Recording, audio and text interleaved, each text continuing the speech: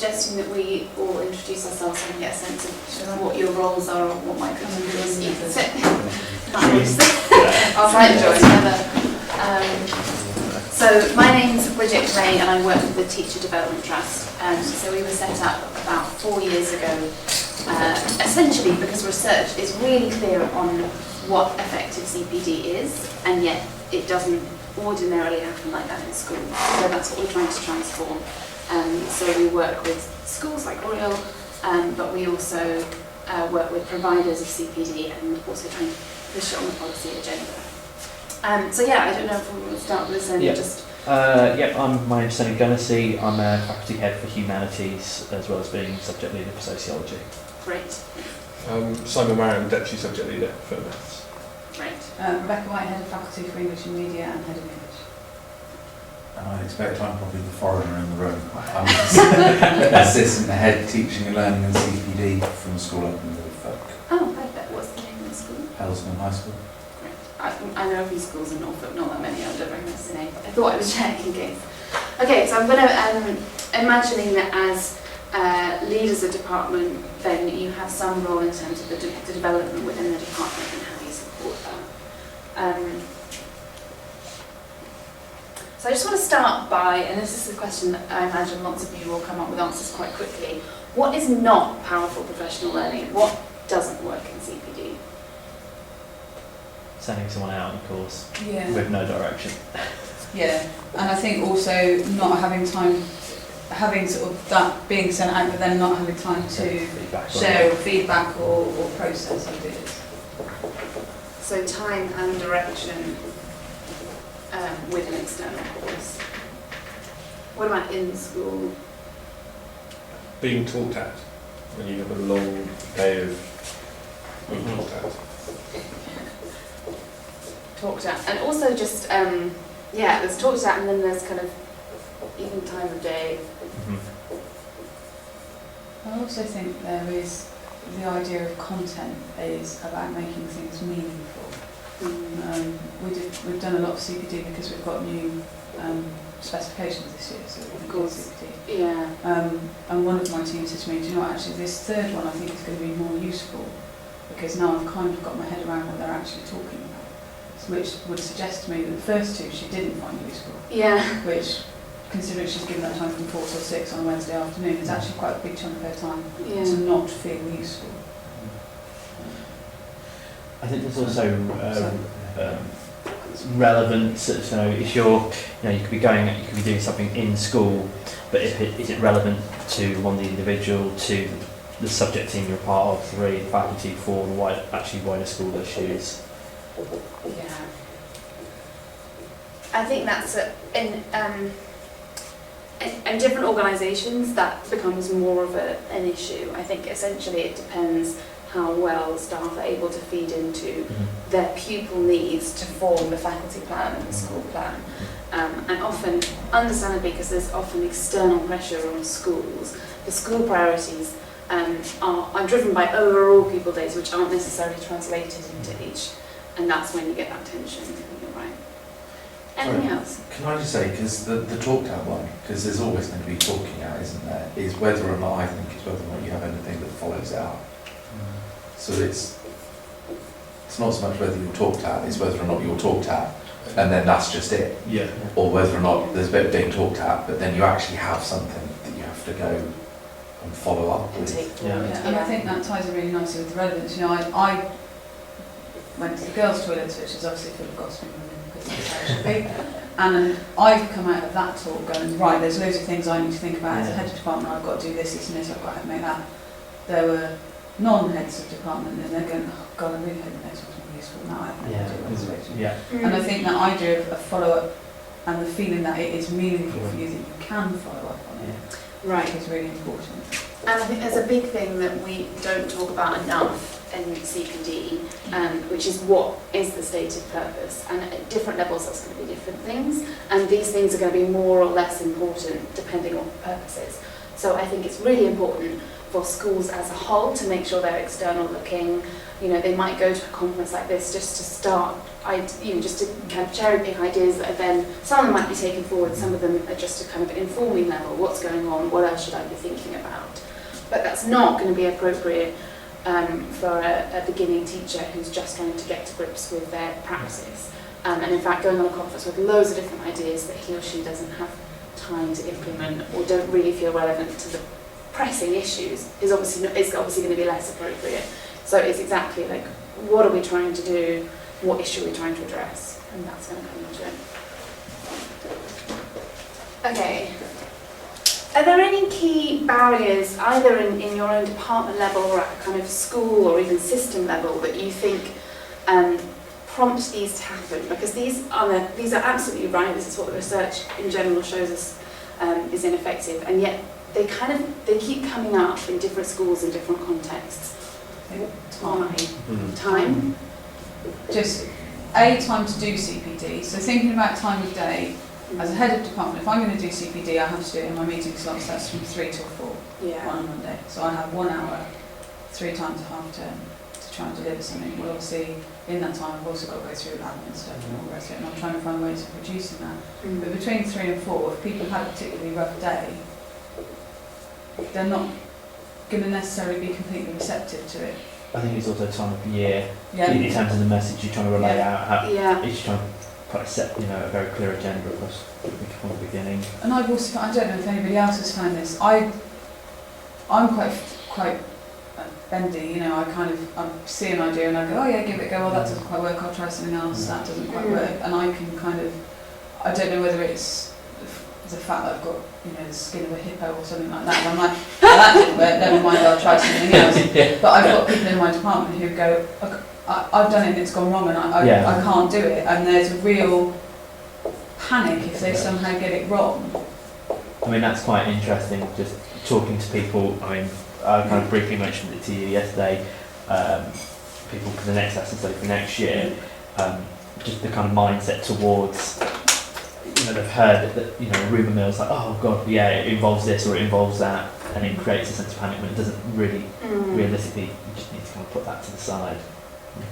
And I think as well, the other barriers I find are priorities. I'm again listening to the gossip in the girls' league.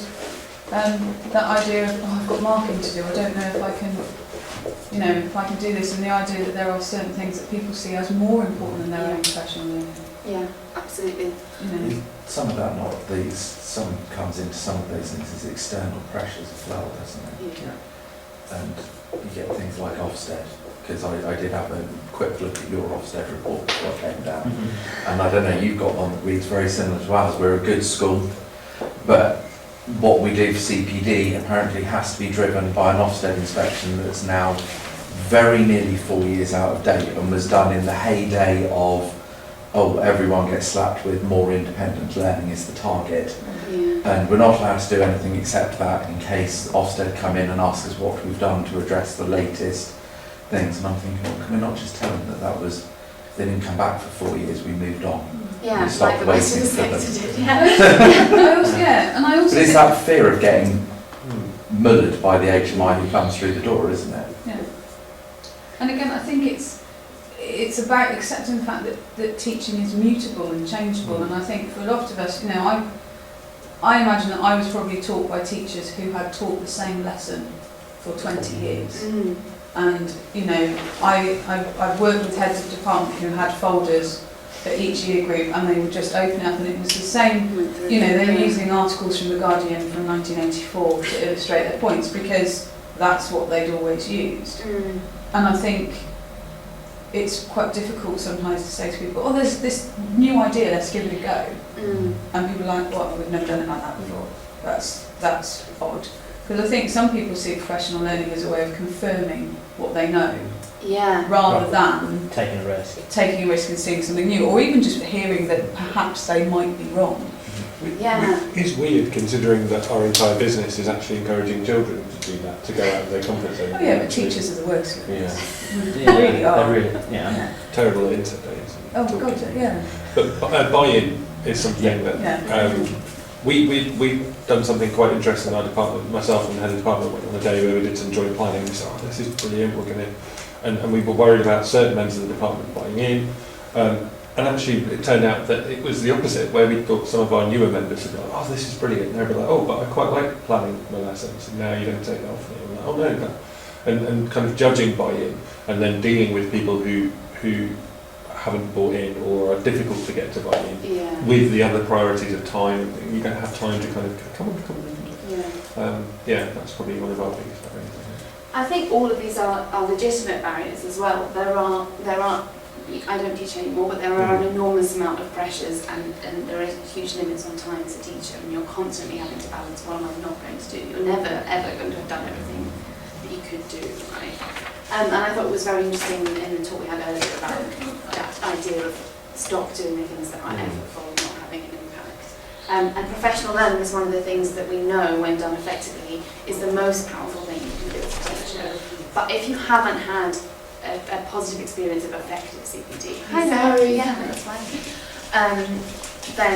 Then A, you're going to be suspicious that it will be as powerful as it's supposed to be, because that's not your experience. And B, it's not urgent in the way that marking or the things just need to be done for tomorrow are going to be. Similarly, one of the things that comes up in research is it is really important to challenge people's assumptions around CPD, their own practice. But that is something that can be quite difficult, and it's not necessarily something that people are accustomed to. So that, challenging your assumptions is also a challenging thing in itself for some people particularly. So that culture thing of how people buy in, how they feel free to innovate, how much they're happy being challenged is quite a difficult one. So I just want to start off with a kind of overview of why it is that we're focusing on professional learning as a charity and what we know about it. So this was a study that was done in 2011 looking at an impact level. So a shorter briefing style event is really useful for getting an idea, but it probably won't change your practice unless there's something else that comes with it. And it definitely won't have an impact on its own on pupils. Compared to sustained processes over time that support practice over time.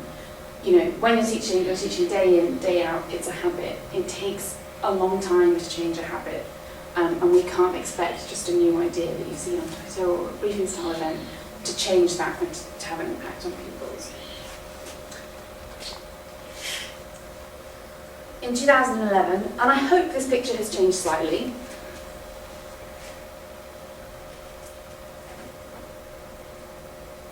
%1 of the time spent on professional learning was on those sustained highest impact opportunities. Most of it was on things which aren't expected to have a high impact and don't have a high impact. So with that in mind, we know that lots of CPD time and money is spent on things that aren't going to have an impact on the classroom. We know that teachers improve dramatically at the beginning of their careers, as you'd expect. And if there's a low quality teacher environment, so that is things like how many development opportunities there are, the culture in the school, how trusted people feel, how kind of freedom to innovate, that atmosphere in the school is really important.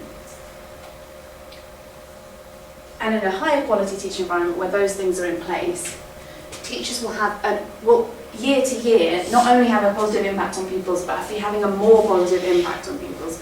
Of course, earlier on in the career, you're going to make dramatic improvements, but anybody at any point in their career can improve and better meet the needs of their pupils, and that means they should. However well they're doing, if you can do it better, you should be. And this is from Vivian Robinson, looking at, as a school leader or even a department leader, what are the things that you can do that are going to have an impact on pupils? So this is looking at pupil impact, looking at pupil outcomes. By far and away, the most powerful thing is leading teacher learning and development. More so than ensuring quality teaching. I think that's quite a difficult thing, as we mentioned already. Judging teaching is only really possible at the extremes. And so in terms of the staff that you have, in terms of the kind of grade level, I know people probably aren't using them here anymore, none of that is as important as just improving everybody from whatever level they're at and supporting effective professional learning. So we know that the picture around professional learning is not as good as it should be. We know that when it's done well, it's the most powerful thing we can do to change people outcomes. The slide that I haven't put on there is that not only that, it has a positive effect on any pupil, but it has an even more positive effect on those disadvantaged pupils who are often trying to reach as well. Oops, sorry, this isn't going ahead. So, the Teacher Development Trust commissioned a report last summer looking at what does develop great teaching. What is it that does make professional learning effective? So, very easily and quickly we came up with a bunch of things that we know don't. So you won't be surprised, don't think, these things which do. So the first one, collaborating in sustained and iterative improvement with peers. So that means that you're looking at something, on average, it needs to be over 2 terms to really have an impact on pupil learning. Sorry. Hopefully that will stay. And that needs to be an iterative process. So you are given some input on it, you go away and try it out, you evaluate it, you reflect on it, you come back and collaborate. Focused on specific valued outcomes for specific pupils drawn from a common vision. So if you're just focusing on teacher practice, like I want to improve my differentiation, if I don't know who I expect to benefit from that, and if I don't know what I expect that benefit to be, so it should be that every time I'm looking at teacher practice, which of my kids are going to benefit and what would it look like if they did benefit? And that valued outcome is also really important. So there needs to be a discussion, particularly in terms of getting the buy-in that you mentioned, of what is it that we're trying to do here? What do we really, what would success look like? Practical in own class and school and an engagement with theory. So just reading reading research is great, making sure that you've got kind of evidence-based approaches is great, but all of those things need to be contextualised in your own classroom. Similarly, as we mentioned, going out on a course, if you don't have a chance to take it back to your own school, your own context, it won't have an effect on pupils. Deep participant buy-in. Now, the research showed quite clearly it doesn't matter whether people are conscripts or volunteers to a CPD process. So giving everybody a choice isn't necessary, but even when people are conscripted, there needs to be that chance for people to buy in and have that shared common vision with pupil outcomes in mind. I don't believe that anybody works in a school who doesn't want to be there for pupils and their pupil outcomes. And that is the shared common vision that CPD should be driving towards. And if it's not going to have an impact on pupils, it's not going to be effective and it's not going to be relevant. Expert external support is really important. I think we're increasingly seeing schools close their doors, largely sadly due to partly some courses that might not have been effective and partly due to budget concerns, but we need to keep having that external support and challenge. And we need to be using formative assessment throughout. So when I talked about the sustained process where you go away and try something out and evaluate it, that skill of assessing and evaluating is really important, and it's one that should be addressed in the CPD itself. So when we're unpicking, who do I expect to benefit? What would it look like? How am I going to assess if that works? And that should be a constant thread running through the whole process. And finally, we need to look at both general pedagogy and subject-specific pedagogy. So when you're looking at something cross-department, cross-subject, often you then need to spend the time contextualising it. So how does that work for my particular subject?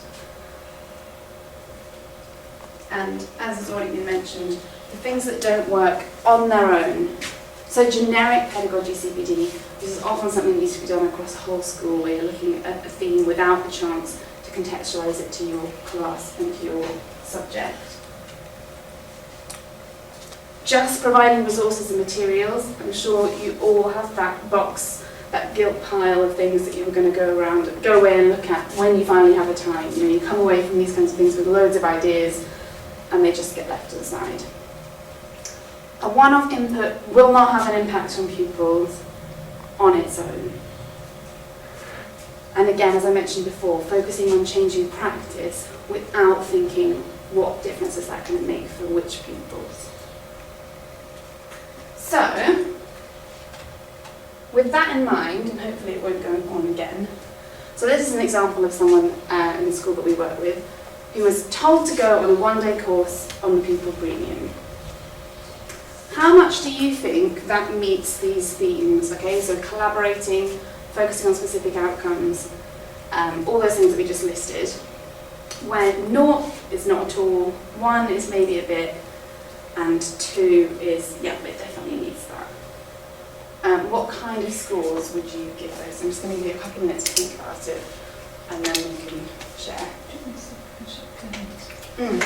Sorry, yeah, I'm not sure you can see that. Thank you.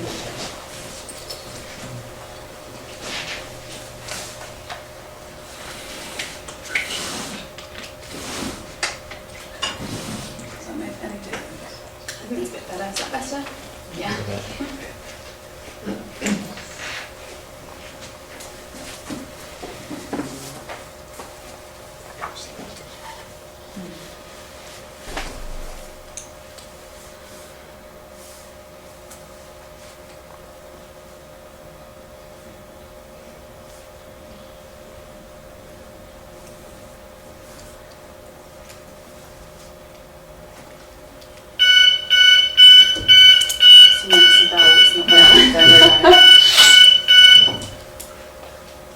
Okay, so are there any zeros in there? Probably quite a few, aren't there? Yeah. Quite a few? Okay, are there any 2s in there? I've got one. Which one? Where was it? The supposedly expert external support, Mm-hmm. challenge, facilitation, coaching. It's all it's been delivered by an expert. Yeah, hopefully there's some expert input in there. I mean, that's something that isn't really mentioned here, just how difficult it is to judge an expert before you go and work with them, which is why we're working with providers to try and get them to share their evidence base before, so it's easier for you to judge. Yeah, I think it's fair to say there's some expert external support in there. I guess how well it's facilitated and that relationship might be great, might not be. The bottom of the topic-specific content, if that was a course on pupil premium, you would expect Yeah. there to be substantial content on pupil premium. Yeah, and how students learn. Yeah. Yeah, agreed. So which are the ones which are definitely 0, or are there any that are definitely 0? Top one, Yeah. Yeah, collaborative, sustained. third one. Yeah. Nice. This told to go, that doesn't sound like there's much participant buy-in there, although I guess we don't really know. I imagine that's specific valued outcomes, even though it's a pupil premium group. If that person doesn't know who those pupil premium students are and what their needs are, because Absolutely. the needs vary so much. Just because they're pupil premium doesn't mean it's a one-size-fits-all. So unless they've got a clear idea in their head of who they're going for, I Yeah, think it would be very difficult to glean the information. absolutely. I mean, if you're in a small primary school, less than 1 form-entry primary school with a small number of pupil premium students, they're going to have very specific needs and you're probably going to know what they are. Equally, if you're in a school with a 50% plus students who are eligible for pupil premium and there's going to be a whole range of needs in there, maybe this will cover some, all of them, none of them. So it could be really, really poor. There could be no, this might be one again. There could be no iterative activity, it could be one-off. It's focused on a very large group. We don't know how that much that is tied back to specific outcomes. We don't know how much you've got a shared common vision. It does hopefully have a base in theory, but there's no chance to apply it in context. There's probably not a deep participant buy-in if you're told to go. Mainly focused on whole school data. It could be very generic concept with no chance to apply it to different subjects. However, you could make this a lot stronger. So you could make sure before you go that you've spent some time collaborating across the school to identify what do we think our pupil students' needs are. What are we particularly looking for? Somebody could go on the course with those needs in mind and then come back with specific expertise that can then be shared, hopefully with some assessment tools or some ideas of what we can assess over time. That could then be taken forward in a collaborative way over a sustained period of time. Which of these strategies seem appropriate? How can we take these forward? And that again would be assessed over time. And also hopefully there'll be a chance to follow up with that expert or to follow up with other schools working on something similar. Now, most people look at that and go, that's a hell of a lot of time for one aspect, and that's a huge commitment. But actually, often that, if somebody's taking a day out of school and you're spending money for them to go, and it's on something that, is often so pertinent for schools, if you want it to have an impact, this is the kind of thing that needs to come out of it. And I think it's a balance of, okay, yeah, this is a huge commitment of time and effort, but why make the initial time and effort if you're not able to take it through? So that's with adjusted numbers, and you can see it's a much stronger one. So I want to look at, is this something that happens in your schools, where subject leaders often do learning walks, book looks, and then feedback? Yeah? I just want to take a few minutes to think, how much does that process, how developmental is that process, and how much does it meet those things? And I want you to think, as we've kind of just shown, it can be, it depends on how you do it. So I want you to particularly think, how much do we do that now, and what could we do that would make it meet more of these criteria, if that makes sense. Does that make sense? Okay, again, I'm just going to give you a couple of minutes to think about that and then share.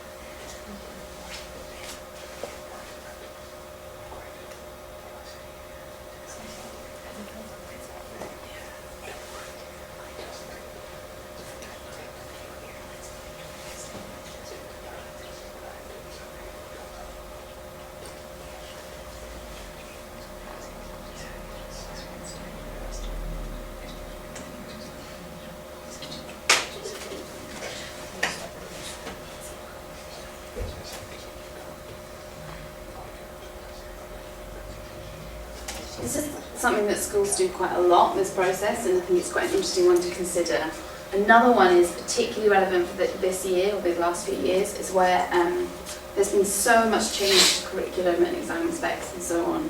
And so there's a lot of time being given over to planning that, getting to grips with that, just, there's this is what you need to change to have an impact on pupils, but there's some things that you just need to do for teachers' understanding, right? Like what are we supposed to be teaching? But some of those sessions, those moderation sessions, those things where you're getting to grips with the new curriculum, it's worth considering how can we make them developmental as well. Can we include any of these things to make sure that it's having as big an impact in terms of improving our practice as well? Because we can't really afford to stop and just take 2 years to get to grips with it, much as I can see why that happens, because there's just been so much change. So this is something to think about in kind of any session or time that you're spending on professional learning particularly, or just anything that affects your practice. And it's changing that understanding of actually CPD is not that blocked off inset day or twilight day or whatever, it's all the things you do that change your practice.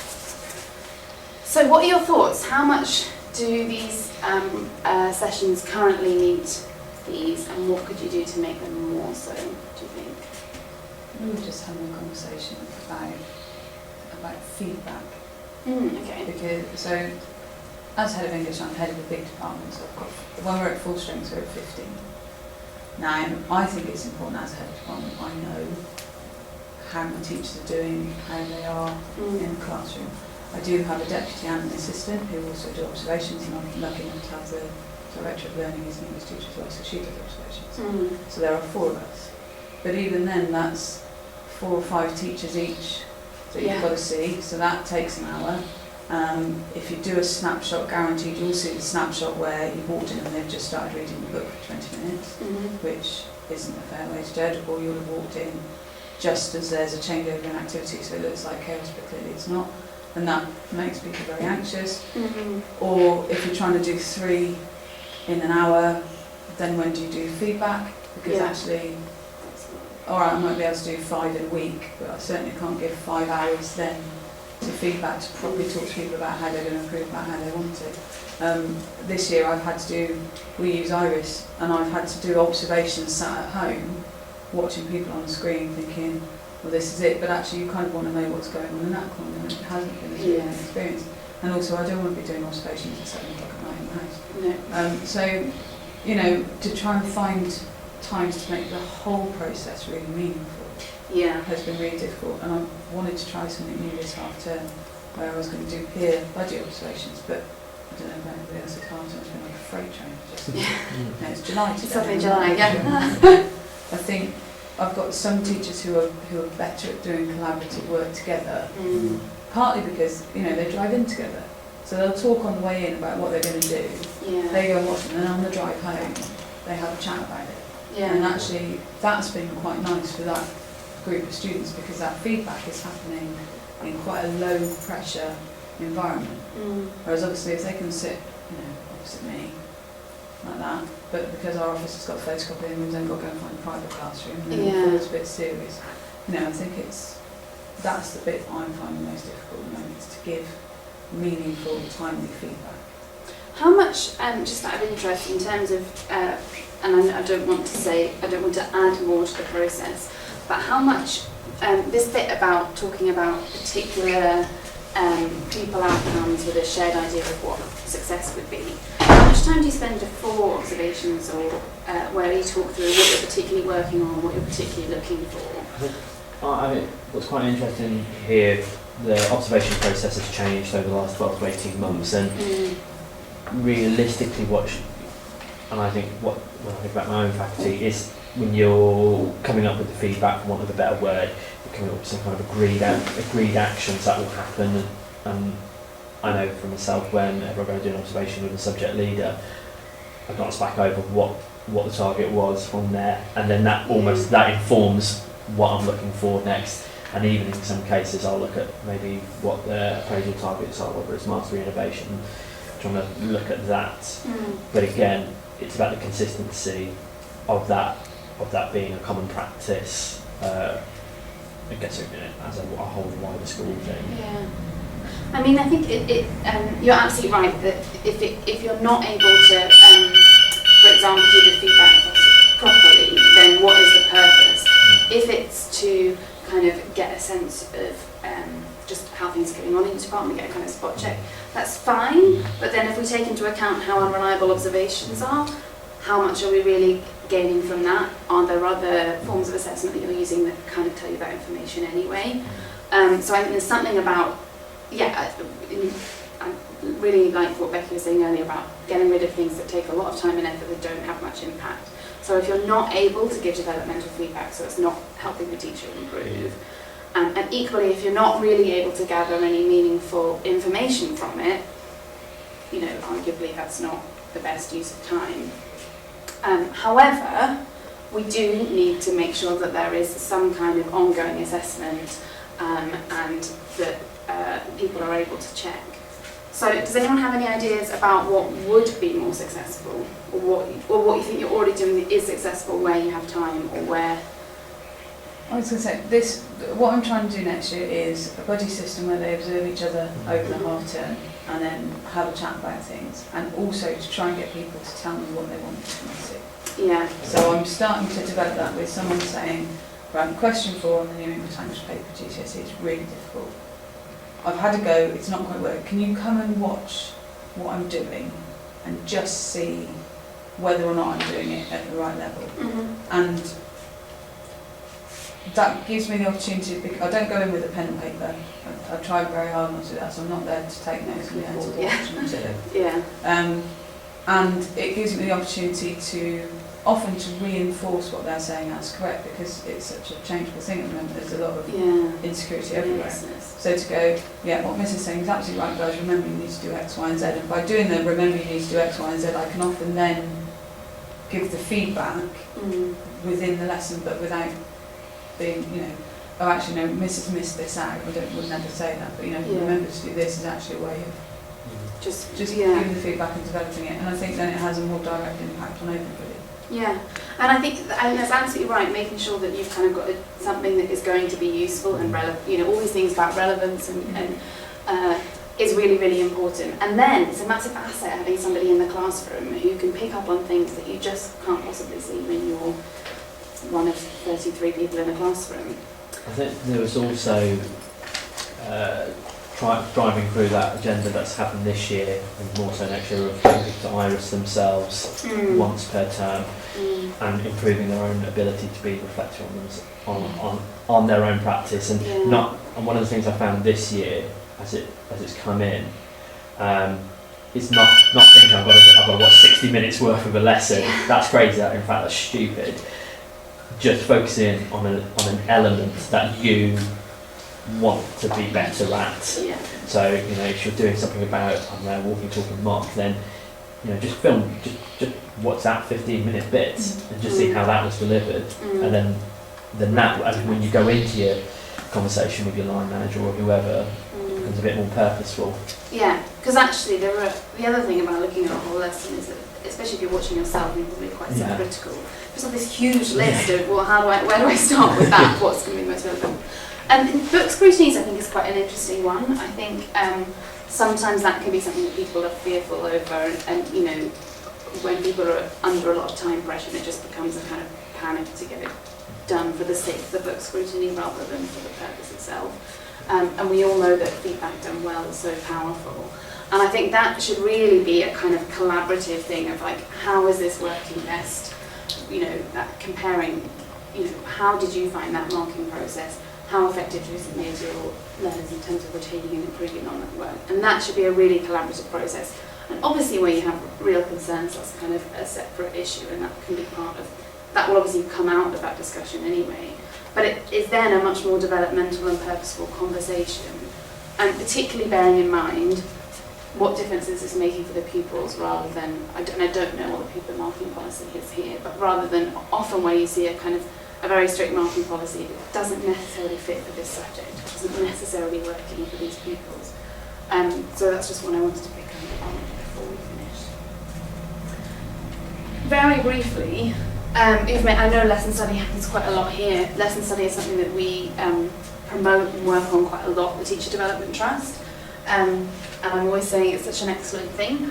But to be clear, going through on this list of things how much it meets them or not, it can meet them, all of them, absolutely, or it can get, it can be 5 out of 14. You can get quite a lot of zeros in there. And that's not to say that, it's useless if it's only, say, 9 out of 14 or whatever.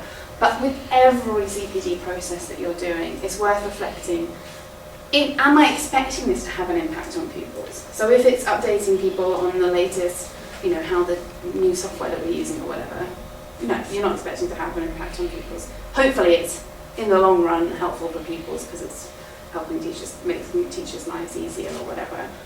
But where you are claiming and expecting this to have an impact on pupils, it's worth considering how much does it meet all of these things and how can we adjust it so that it does. And that should be happening at every level. So as a leader of CPD across a school, how much am I structuring and building in time so that people can come back and have an iterative process?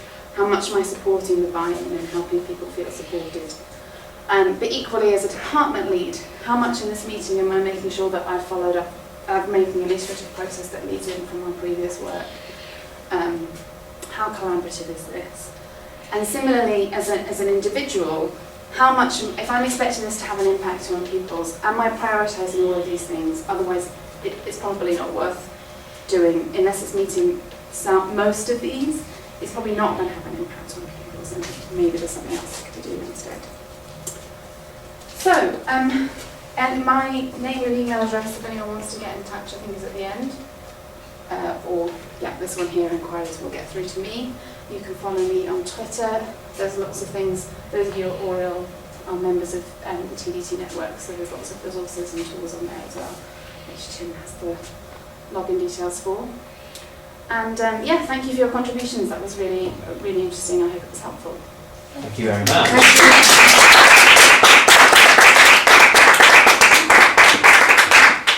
If anyone has any questions, I just wanted to stop so you could get to the next session, but if anyone wants to ask, I'll be here for a few minutes. Jesus.